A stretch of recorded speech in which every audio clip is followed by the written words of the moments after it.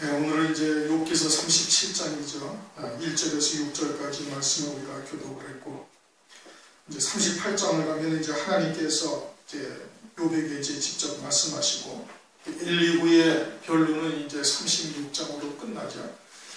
37장으로 이제 장장 32장부터 이제 1, 2부가 계속해서 말씀을 하고 있는데, 오늘도 이제 마지막으로 더 이제 깊은 하나님의 그런 이제 뜻을 이제 드러내고 계셔요. 이제 지난 시간에도 보면은 뭐 물을 가늘게 끌어올리고 비를 내리고 또 뭐 번갯빛으로 두 손을 싸서 표대를 맞추시고 뭐 이렇듯 이제 뭐 비와 또 구름과 뭐 번개, 또 오늘도 말씀이 이제 또 뭐 번갯빛으로 땅끝까지 이르게 하시며, 또 눈을 명하여 땅에 내리라 하시며, 뭐 그 뒤에도 쭉 말씀하고 있습니다. 남방 밀실에서는 광풍이 흐르고 북방에서는 찬 기운이 흐르며, 또 11절에 보면 습기가 빽빽한 구름 위에 습기를 빽빽한 구름 위에 실으시고 번개빛의 구름을 널리 펴신지라, 뭐 등등 하늘에서 이루어지는 뭐 이런 천지 기상에 대한 내용들을 문자적으로는 그런데 이 말씀이 그러면은 그렇게 일반적으로 천지의 기상 변화에 대해서 하나님께서 말씀하신 것이냐, 이제 그런 것은 전혀 아니죠, 그렇죠? 성경은 영생에 대해서 말씀하신 거예요. 창세기 1장도 천지 만물을 지으시는 이제 내용들이라고 이렇게들 얘기하는데, 사실은 전부 다 영생에 관한 말씀이시지 천지 만물들을 지으시는 것을 순서적으로 소상하게 하나님께서 설명하는 것이 아니에요. 하나님은 사람들에게 당신께서 하나님이시라는 것을 입증을 받아야 할 이유가 없으시고, 또 인생들이 아무리 또 연구한다 해서 그런 것으로 하나님을 입증할 수 있는 것도 아니에요. 하나님은 우리에게 그렇게 하나님이 되심을 증명하셔야 할 이유가 없어요. 그런데 이제 이런 말씀을 보면서 자꾸 그러한 문자적인 시각으로 바라보니까 하나님께서 말씀하고자 하시는 참된 뜻이 무엇인지를 이제 모르고 넘어가는 거예요. 성경은 영생을 위하여 우리에게 주신 말씀이다, 이겁니다. 영생과 그것이 어떠한 관계가 있는지 그러한 관점에서 하나님의 말씀을 봐야 되는 것이죠. 1절, 이로 인하여 내 마음이 떨며 자기 처소에서 떠나니라. 이로 인하여 내 마음이 떨며 자기 처소에서 떠난다라는 것은 그 앞에서 쭉 말씀하신 것 때문에 그러는 거예요. 36장에서 마지막에 뭘 말씀하시고 있는 거 아니? 물을 이제 27절 이하에 보면 물을 가늘게 끌어올려서 하나님께서 비를 이루어가지고 공중에서 사람들에게 쏟아지고, 또 뭐 천둥 소리를 울리는데 그것을 누가 과연 깨달을 수가 있느냐? 그러면서 번갯빛으로 사면을 두르시며 바다밑을 가리시고 번갯빛으로 두 손을 싸서 그것을 명하사 표대를 맞추게 하신다.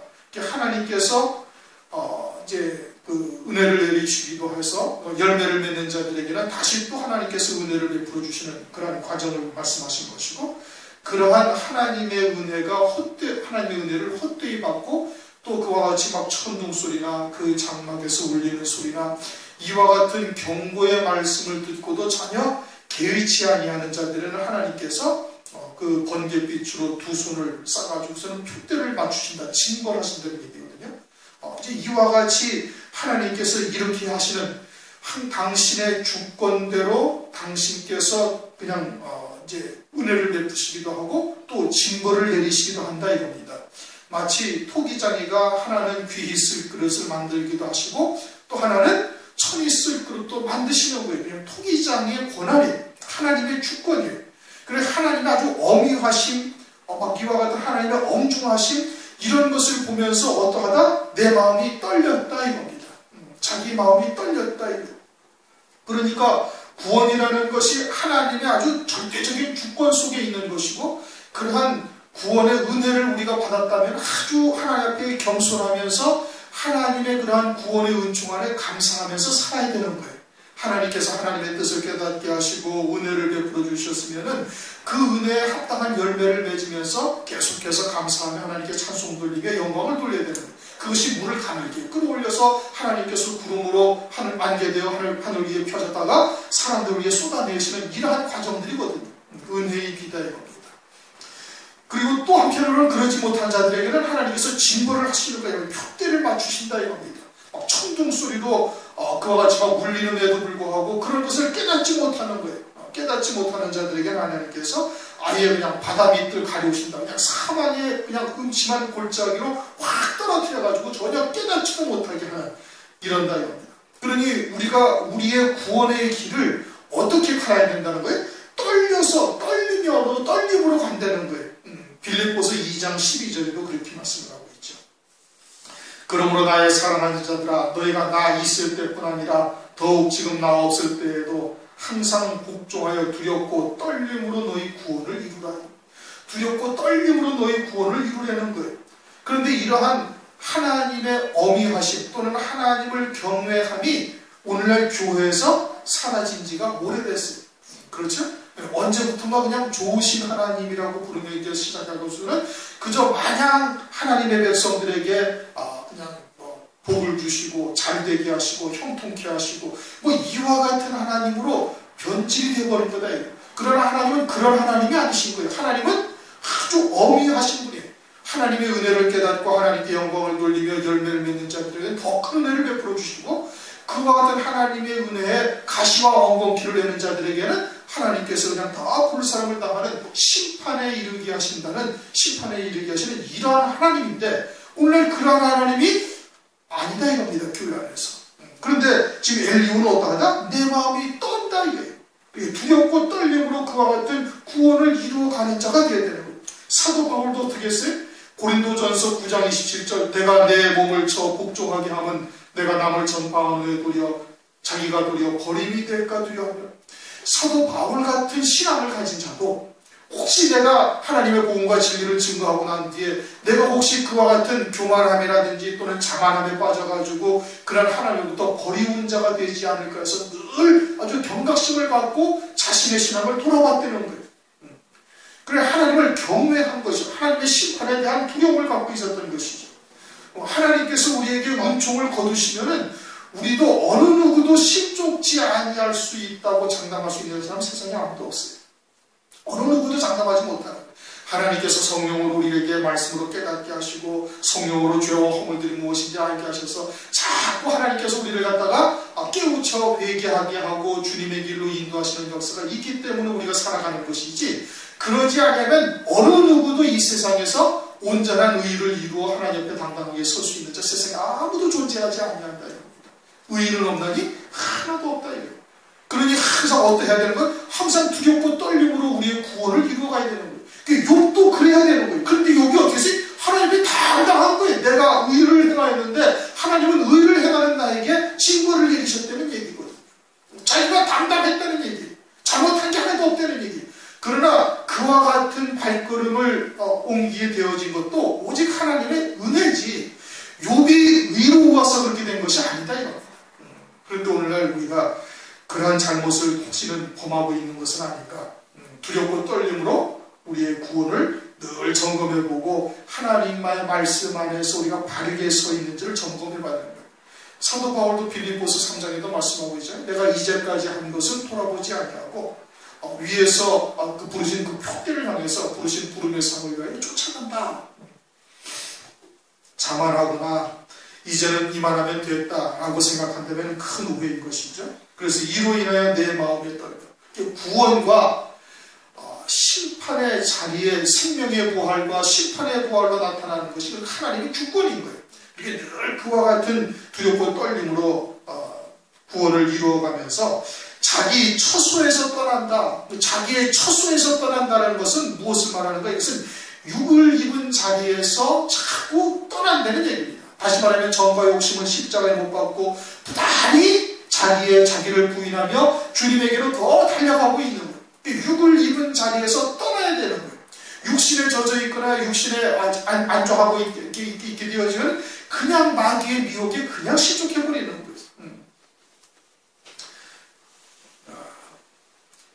창세기 38장을 보면 하나님께서 야곱의 환도뼈를 딱 부러뜨리고 난 다음에 이제는 내가 너를 야곱이라고 부르지 않냐고 누구라고 부르겠다? 이스라엘로 부르겠다. 환도뼈가 부러진 야곱을 이스라엘로 부르시는 거예요. 우리도 야곱의 자리에서 어디로 가야 돼? 떠나서 이스라엘의 자리로 그냥 빨리 옮겨져 있어야 되는 거예요. 그리고 늘 그와 같은 자리에 있는지를 우리 스스로를 돌아봐야 되는 거예요. 무엇로? 말씀을 통해서. 그래서 내 마음이 떨며 자기 처소에서 떠나는 이 엘리후는 늘 그와 같은 중심으로 하나님의 말씀으로 자신의 신앙을 돌아보면서 자기가 지금 어디에 있는지 그것을 갖다가 돌아봤다 이겁니다. 로마서 8장을 보면 육신의 생각은 사망이다. 육신의 생각은 사망이요, 육에 속한 자들은 하나님의 말씀에 복종할 수도 없고 따라가지도 못하는 거예요. 그러니 육에 속하여 있다면 속히 그와 같은 자리에서 늘 떠나야 된다는 것을 기억하고 두렵고 떨림으로 그와 같은 주님의 은혜 안에서 사는 자가 되어야 될 것을 말씀을 하고 있는 겁니다. 2절 하나님의 음성 곧 그 입에서 나오는 소리를 들으라. 하나님의 음성은 그 앞에 그 장막에서 울리는 소리라고 29절에 그렇게 말씀하고 있어요. 그 장막에서 울리는 소리, 천둥소리다. 천둥소리라는 것은 그 이면에는 아주 우리에게 심판이 있음을 우리에게 깨우쳐 주시는 의미를 담고 있는 거예요. 그와 같이 하나님께서 은혜의 비를 내릴 때 밭가는 자들의 쓰기에 합당한 채소를 내면 하나님으로부터 상급과 영광을 받는 것이고, 가시와 원금기를 내면 하나님의 심판의 자리에 있게 되는 것이거든요. 그와 같은 천둥소리, 하나님의 음성, 곧 그 입에서 나오는 소리를 들으라 하는 것은 그와 같이 하나님께서 듣게 하실 때, 은혜의 때에 구원받을 만한 때가 항상 있는 것이 아니다 이겁니다. 그렇게 들을 만한 때에 들으라는 얘기예요. 들을 만한 때가 지나게 되어지면, 그 때를 놓치게 되어지면 다시는 들을 수가 없게 되어지는 거예요. 은혜의 시대도 이제는 다 끝나가고 있어요. 그렇죠? 환란의 때가 닥쳐서 만약에 짐승표를 딱 받게 되어지면 그때 그것은 이미 다 끝난 거예요. 더 이상 하나님께서 구원의 은혜를 베풀고 회개하여 돌이키게 하시는 은혜가 다시는 있지 아니하다 이겁니다. 고린도후서 6장 2절에 말씀하고 있잖아요. 보라, 지금은 은혜 받을 만한 때요. 보라, 지금은 구원의 날이로다. 항상 구원의 은총이 넘치는 그와 같은 때가 있는 것은 아니죠. 은혜 받을 만한 때에 듣고 돌이키라. 3절 그 소리를 천하에 퍼치시며, 그 소리라는 것은 천둥소리요 하나님의 말씀을 좀 말하는 거죠. 하나님의 음성, 2절에도 하나님의 음성, 그 소리를 천하에 퍼치신다라는 것은 하나님께서 주권자가 되셔서 온 천하에 살릴 자들에게는 다 그 말씀이 전파되게 하신다, 이런 뜻인 겁니다. 세상의 그 어떤 것으로도 하나님의 소리를 막을 수가 없는 거예요. 만약에 천둥소리가 울리는데 그 소리를 막는 다른 것이 있어요? 없다 이거예요. 천둥소리가 울리면 다 퍼쳐지는 거예요. 다 들린다 이겁니다. 그와 같이 하나님께서 생명을 살리시는 하나님의 말씀이 그 말씀을 세상의 그 어떠한 것들도 막을 수가 없다 이겁니다. 요한복음 17장 12절을 보면 내가 저희와 함께 있을 때에 내게 주신 아버지의 이름으로 저희를 보존하와 지켰나이다. 그 중에 하나도 멸망치 않고 오직 멸망의 자식뿐이오니 이는 성경을 응하게 하려 함이니이다. 주님께서 하나님의 말씀을 온 유대 땅을 다니시면서 증거했어요. 표적도 보여주시고 여러 가지의 역사도 나타나게 하시면서 당신께서 그리스도이심을 말씀하시고 하나님의 말씀을 증거해요. 그런데 대부분의 유대인들이 다 배척하고 듣지 아니하는 거예요. 그들이 하나님의 백성임에도 불구하고. 그런데 주님께서 17장에 뭐라고 말씀하시고 있는 거 아니? 멸망의 자식들만 멸망한다는 거예요. 살려야 할 자들은 다 살리셨다는 얘기예요. 왜요? 전능하신 하나님께서 그 소리가 살려야 할 자들에게 다 그 소리가 땅끝까지 퍼치게 하셨다, 이 뜻인 겁니다. 마태복음 24장을 보면은 14절 이 천국 복음이 모든 민족에게 증거되기 위하여 온 세상에 전파되리니 그제야 끝이 오리라. 주님께서는 그 택하신 자들이 있고 환난 가운데도 구원받을 하나님의 백성들이 있고 그들에게 이 모든 말씀이 다 전파되어지면 그러면은 끝이 온다는 얘기예요. 그렇게 하나님의 음성이, 하나님의 말씀이 온 세상 끝까지 퍼쳐지는 데 있어서 세상의 그 어떠한 존재도 그와 같은 하나님의 역사를 막을 수가 없는 거예요. 그럼 망하는 자들은 왜 망하는가? 고린도후서 4장 3절 4절 만일 우리의 복음이 가리웠으면 망하는 자들에게 가리운 것이라 그 중에 이 세상 신이 믿지 아니하는 자들의 마음을 혼미케 하여 그리스도의 영광의 복음의 광채가 비치지 못하게 하느니. 우리도 복음과 진리를 증거하죠.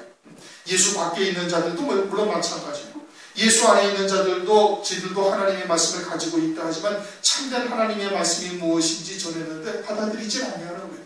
도리어 대적하고 조롱하고 또는 이상한 눈길로 바라보기도 한다. 왜 그러는 거예요? 세상 신이 저들의 마음을 이미 다 미혹해가지고 실족해 하는 거예요. 듣지 못하게 하는 거예요.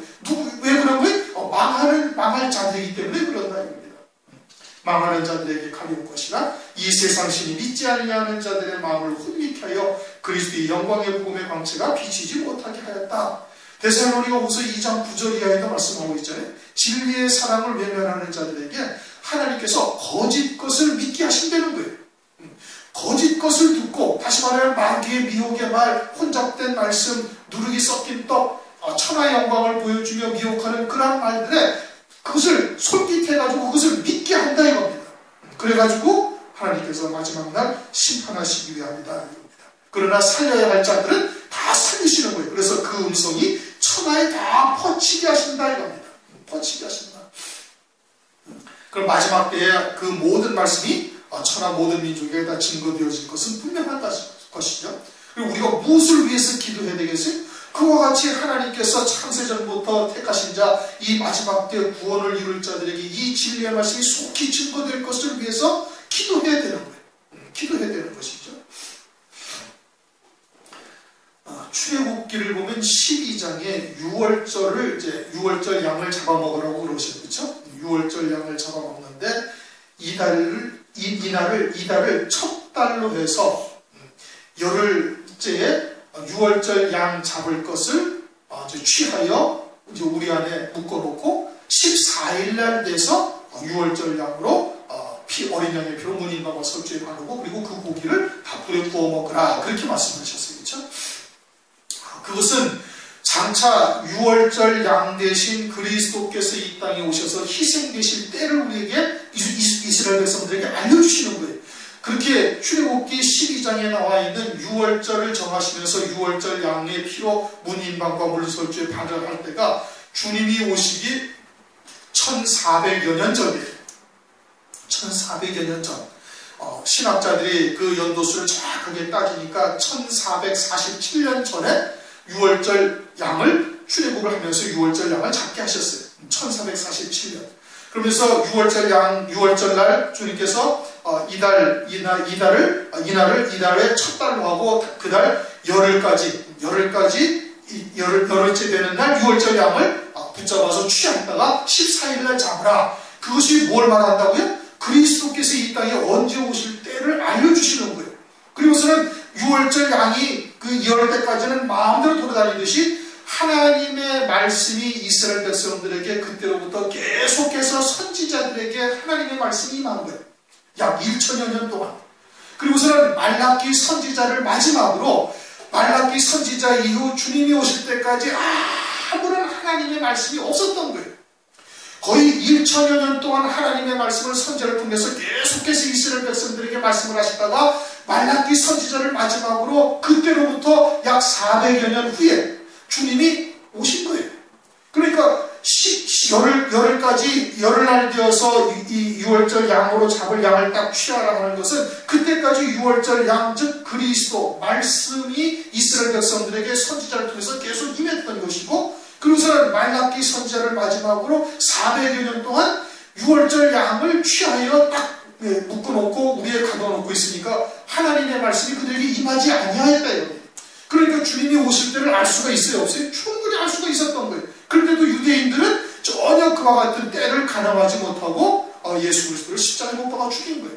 그리고서는 주님이 초림하셨죠. 초림하신 이후에도 계속해서 주님이 주의 재림의 때에 대해서 계시를 하시는 거예요. 사흘 되던 날도 마찬가지고 오늘과 내일 어쩌고 저쩌고 하다가 귀신을 쫓아내고 병을 낫게 하다가 제3일에 완전하여지리라 등등 엿새 후에 따로 높은 산의 영광 기타 등등 성경의 여러 가지를 통해서 계시를 하고 있어요. 그래서 지금이 말세의 지말이라는 것을 다 안다 이겁니다.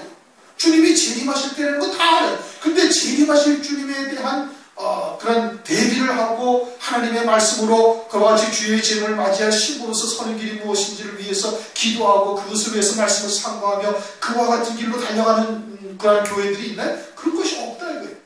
없는 거예요. 그렇게 주의 재림을 또 그와 같이 노아의 때와 같이 다 멸망하게 되어지는 이와 같은 때를 우리가 오늘날 살아가고 있는 거예요. 그러면서 이 하나님의 말씀이 그래도 그때 어떻게 된다? 천하 모든 민족에게 전파된다 이겁니다. 마치 그 소리를 천하에 퍼지시며 하나님께서 그렇게 하셔서 구원할 자들은 다 구원하시는 거예요. 그리고서는 듣지 아니하는 자들은 세상신이 그들의 마음을 미혹한 것이고 멸망의 자식들만 멸망한다 이겁니다.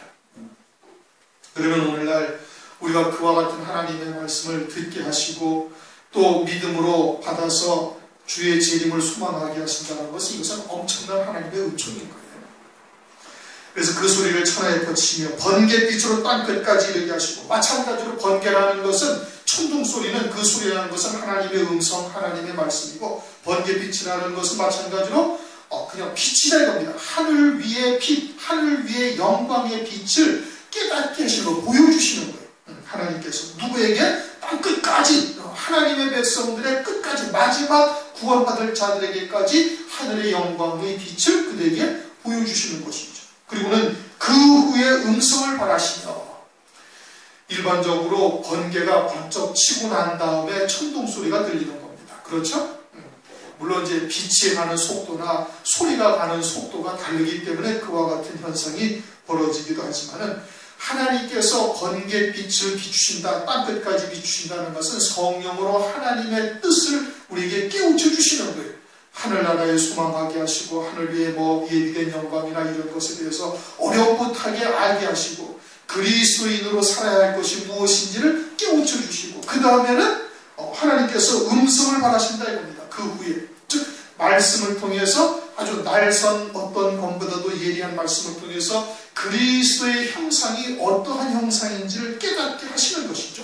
그래서 번개를 먼저 치시고 그 후에 음성을 발하시며, 위엄에 울리는 음성을 내시고, 위엄에 한 번 음성을 발하셨다고 했는데 또 위엄의 음성을 내신다는 것은 하나님의 심판의 소리, 심판의 아주 엄중하신 하나님의 뜻을 그들에게도 알게 하신다는 거예요. 그런데 그 심판을 하나님의 택한 백성들에게 대한 심판의 말씀을 하고 계시는데, 오늘날 교회가 전부 다 좋으신 하나님이라는 이 잘못된 단어를 갖다가 이 주야장창 외침으로써 예수 밖에 있는 자들은 심판하시고 예수 안에 있는 자들은 심판이 없다는 이 어처구니 없는 사상을 가지게 된 거예요. 그런데 하나님께서 음성을 발하시며 그와 같은 하나님의 뜻을 깨닫게 하시고 천둥소리로 알게 하시며, 그와 같은 하나님의 말씀을 듣지 아니하는 자들에게는 위엄의 울리는 음성을 내시고 반드시 심판하실 것에 대한 엄중하신 하나님의 말씀을 내신다 이겁니다. 성경에 기록을 해놓고 계시잖아요. 그렇죠? 성경에 기록을 하고 계시는 것이 하나님께서 음성을 발하시고 또 위엄에 울리는 음성을 또 내신 거예요. 또 내신 거예요. 그 음성이 들릴 때 번갯빛을 금치 아니하시느니라. 그러한 하나님의 음성을 깨닫고 돌이키는 자들에게는 하나님께서 더 큰 영광의 자리, 더 큰 은총을 하나님께서 계속해서 비추어 가신다 이겁니다. 마치 창세기 1장 1절에 태초라는 뜻이 무엇인지를 깨닫는 자에게 요한복음 1장 1절에 태초의 말씀이 계시니라 라와 같은 하나님의 더 깊은 영적인 세계를 계속해서 번갯빛을 비추어가면서 하나님께서 은혜를 더해주시는 거예요. 누구에게? 깨닫는 자에게. 그와 같은 엄중하신 하나님의 말씀을 깨닫고 하나님을 경외하는 중심으로 믿음으로 살아가는 자들에게 하나님께서 번갯빛을 금치 아니하신다 이겁니다. 누구에게? 음성을 들릴 때 그 음성을 듣는 자에게, 깨닫는 자에게 그와 같은 은혜를 베푸신다 이겁니다. 5절, 하나님이 기이하게 음성을 울리시며, 기이하게 음성을 울리신다? 하나님께서 이루어 가시는 구원의 역사는 우리가 헤아릴 수가 없는 거예요. 그냥 기묘요 모사예요. 하나님께서 예수 그리스도를 십자가에 못 박게 하심으로 말미암아 구원을 이루실 것을 누가 알았어요? 아무도 모르는 거예요.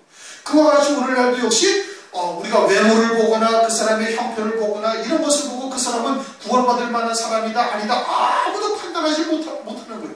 이게 누가 언제 어떻게 구원을 받을지 또 언제 구원을 받게 될지 어떻게 했을 때 그가 하나님의 말씀을 듣게 될지 아무도 헤아릴 수가 없는 것이죠. 하나님께서 기이하게 그와 같은 구원의 말씀을 들을 수 있게 하시는 거예요. 그러니 우리는 어떻게 되는가? 우리는 그냥 때를 얻든지 못 얻든지 성령께서 하나님의 말씀을 증거하실 때 전하는 자여야 되는 거예요. 기이하게 음성을 울리시며 우리의 헤아릴 수 없는 큰 일을 행하시느니라. 우리의 헤아릴 수 없는 큰 일을 행하신다는 것은 우리의 구원을 말하는 거예요. 하나님께서 멜기세덱으로 말미암아 우리로 하여금 산자 되게 하시는 역사도 큰 일이죠. 지옥에 가도 마땅할 우리들을 갖다가 그와 같은 창세전의 아버지께서 깊으신 뜻을 정하시고 아담으로 하여금 먼저 죽은 자가 되게 하셨다가 그로 하여금 가족 옷의 구원을 이루시고 그리고서는 산자로서 이 땅에 우리가 보내심을 받는 것을 깨닫게 하시는 거예요. 이게 큰 일이다. 헤아릴 수 없는 큰 일이다. 사람의 지혜나 사람의 지식으로서는 가히 측량할 수 없는 일이 되는 것이죠. 거기에다가 요한복음 1장을 보면 나다나엘에게 또 뭐라고 해? 더 큰 일을 보리다. 더 큰 구원이 있다. 그건 뭐예요? 우리와 같은 벌레와 구더기와 같은 인생들을 천국에 이르기만 한 것만도 우리는 아주 감지덕지한 것이. 근데 그에 대해서 하늘나라의 아버지의 영광, 열매 맺는 자가 되어져서 하나님의 영광을 갖다가 유업으로 받을 수 있는 자가 되게 하는 것이 이게 더 큰 일이다 이겁니다. 그와 같은 구원의 은총을 하나님께서 우리에게 베풀고 계시는 거예요. 그에 대해서 보좌 우편 영광에 이르는 길까지 주님이 오셔가지고 당신께서 성자 하나님께서 이 땅에 육신을 입고 오셔가지고 친히 그 길까지 우리에게 보여주신 거예요. 그것을 우리가 헤아릴 수가 있는가? 헤아릴 수가 없는 거예요. 그것은 성령으로 말미암아 우리에게 깨우쳐 주시는 거예요. 사람이 연구해서 사람이 지식으로 또는 세상의 논리나 세상의 이치로 그것을 알 수가 있나요? 학교에서 공부를 많이 하고 대학교나 대학원까지 가서 박사학위를 2개, 3개 받으면 그것을 깨달을 수가 있나요? 깨닫지 못하는 거예요. 우리의 헤아릴 수 없는 큰 일을 주님께서 우리에게 행하신다. 기이하게 음성을 울리신다. 하나님의 구원의 역사를 우리가 누구는 구원받을 수가 있다. 이렇게 하면 구원이다. 저렇게 하면 아니다. 이것을 우리가 깨달을 수가 있어요? 아무도 모르는 거예요. 언제 그가 구원을 받게 되었지, 어떠한 방법으로 그에게 구원이 이르게 하실지, 또는 지금은 배도하고 배척하고 대적하지만 하나님께서 어느 날 갑자기 깨닫게 하셔가지고 정말 완전한 새로운 피조물로 하나님께서 세우실지 그건 아무도 모르는 거예요. 그리고 어떻게 해야 돼? 때를 얻든지 못 얻든지 하나님의 말씀을 전할 수 있는 자가 되어야 되는 것이죠. 우리의 헤아릴 수 없는 큰 일을 행하십니다. 6절 눈을 명하여 땅에 내리라 하시며, 눈을 명하여 땅에 내리라 그렇게 말씀하십니다. 하늘에서 눈이 내리는 것도 누구에 의해서 내리는 거예요? 하나님에 의해서 내리는 거예요. 그런데 이것이 일반적인 천지의 기상을 지금 말씀하고 있는 것이냐? 그런 것이 아니에요. 그 눈을 명하여 어디에다 내리게 하신다? 땅에 내리라는 거예요. 아니 눈이 땅에만 내려요? 바다에도 내리고 산 위에도 내리고 온 천지에 다 내리는 거예요. 근데 땅에만 내린다 이겁니다. 그것은 영적인 의미를 담고 하시는 말씀이죠. 어디에 그런 말씀이 있는가? 이사야서 1장 18절 여호와께서 말씀하시되 오라 우리가 서로 변론하자. 너희 죄가 주홍 같을지라도 눈과 같이 희어질 것이요 진홍같이 붉을지라도 양털같이 되리라. 그것은 뭘 말씀하시는 거예요? 예수 그리스도의 대속의 은혜를 말씀하고 있는 겁니다. 주님의 보혈로 말미암아서 우리가 참 흰눈 덮인 것처럼 하나님이 보시기에 하늘에서 흰눈이 내리면 온 천지가 다 하얘지는 거예요. 검은 것, 더러운 것, 추잡한 것이 많이 빠지고도 눈으로 싹 덮어버리면 그냥 하얗게 보이시는 거예요. 예수 그리스도의 의의 옷을 우리에게 입게 하시는 거예요. 대속의 은혜죠. 하나님께서 우리에게 죄사함의 구원을 말씀하시는 거예요. 그 땅이 누구예요? 엘리후요. 땅이 욥이요. 땅이 곧 우리인 거예요. 그 욥이 하나님 앞에 뭘 자랑할 게 뭐가 있어요? 자기가 무엇을 어떻게 했다고 하나님 앞에 자랑할 것이 뭐 아무것도 없는 거예요. 근데 욥이 어느 날 언제부터인가 아주 하나님 앞에 당당해진 거예요. 자기의 의로 말미암아 반드시 하나님께서는 나에게 침상에서 선종하게 하셔야 할 것이고 내 날은 모래같이 많아야 될 것이고 하나님께서는 내게 반드시 복을 주셔야 하리라고 스스로 그렇게 생각을 했었다 이겁니다. 교만인 것이죠. 눈을 명하여 땅에 내리라. 하나님께서 우리에게 구원의 죄사함의 구원의 대속의 은총을 말씀하시는 것이죠. 그러니까 이거 하나만 가지고도 우리는 평생을 주님을 찬송하며 살아야 되는 거예요. 그리고선 적은 비와 큰 비도 그같이 내리게 하십니다. 적은 비도 내리게 하시고 큰 비도 내리게 하신다. 적은 비가 내리면은 씨 가진 채소나 과목 같은 것이 열매가 내고 또 쌀을 벼를 심으면은 그것이 또 먹을 것을 내게 하시고 그래가지고 우리를 어떻게 한다? 풍비하게 하신다. 27절, 36장 27절, 28절 그렇게 말씀하시잖아요. 물을 가늘게 이끌어 올리신즉 그것이 안개 되어 비를 이루고 그것이 공중에서 사람 위에 내려 쏟아지리라. 그러면 어떻게 된다? 이런 것들로 식물을 풍비히 주십니다. 31절에 그렇게 말씀하고 있죠. 우리에게 풍족하게 주신다. 그런데 그 비가 그런 일반적인 비요 또 세상에서 곡식을 연글게 하는 그와 같은 것을 말씀하시는 것이 아니라 오늘날 하나님께서 우리에게 신령한 은혜를 베풀어 주셔서 신명기 32장 2절 말씀처럼 신령한 은혜를 베풀어 주셔가지고 이 땅에서 열매 맺어 하나님께 영광을 돌리게 하는 역사를 말하는 거예요. 그래서 영광을 돌리며 열매를 맺는 자에게 또 더 큰 은혜를 베풀어 주셔가지고 또 비를 내리셔가지고 또 열매 맺게 하시고 그래서 하나님께 영광을 돌리고 또 그렇게 하셔서 더 깊은 영적인 세계로 우리를 이끌어 가시는 하나님의 은혜를 말하는 거예요. 여기 작은 비, 적은 비도 그렇게 내리신다. 큰 비도 그같이 내리게 하신다. 큰 비가 내린 것이 언제 있었어요? 노아의 때 홍수가 있었던 거예요.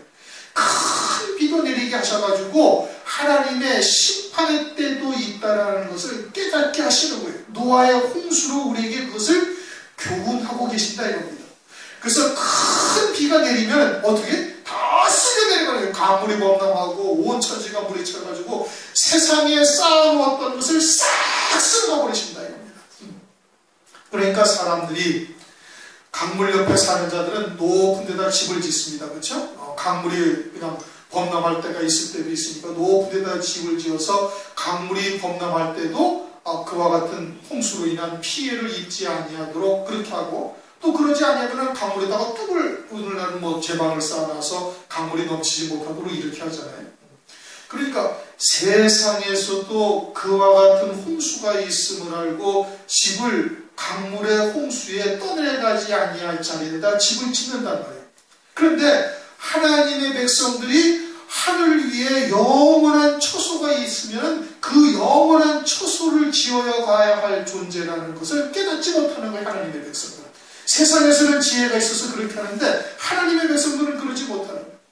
누가복음 16장을 보면은 불의한 청지기가 있어요. 그렇죠? 불의한 청지기가 있어서 그 집주인이 이 친구가 잘못해서 그를 딱 자르겠다라고 이제 귀띔을 한 어떻게 얘기가 들어갔어요. 그러니까 이 불의한 청지기가 어떻게 했어요?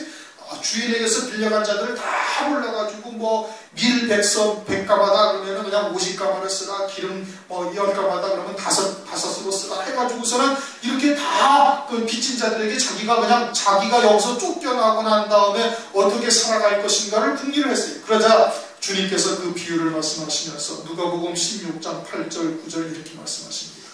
주인이 이 옳지 않은 청지기가 이를 지혜 있게 하였으므로 칭찬하였으니 이 세대의 아들들이 자기 시대에 있어서는 빛의 아들들보다 더 지혜로움이니라. 내가 너희에게 말하노니 불의의 제물로 친구를 사귀라. 그리하면 없어질 때에 저희의 영원한 처소로 너희를 영접하리라.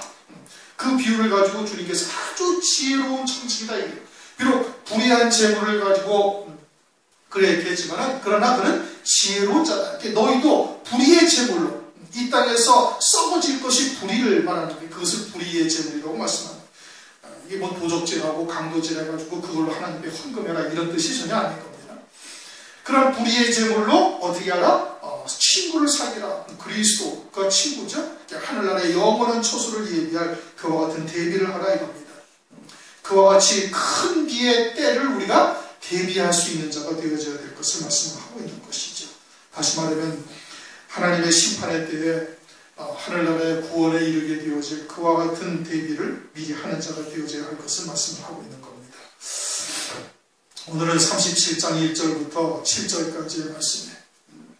그러한 천지 만물을 또는 천지의 기상변화나 이런 것을 말씀하시는 것이 아니라 하나님께서 우리에게 구원의 은혜를 베풀어 주시고 또 영생에 관한 말씀을 우리에게 말씀하시는 거예요.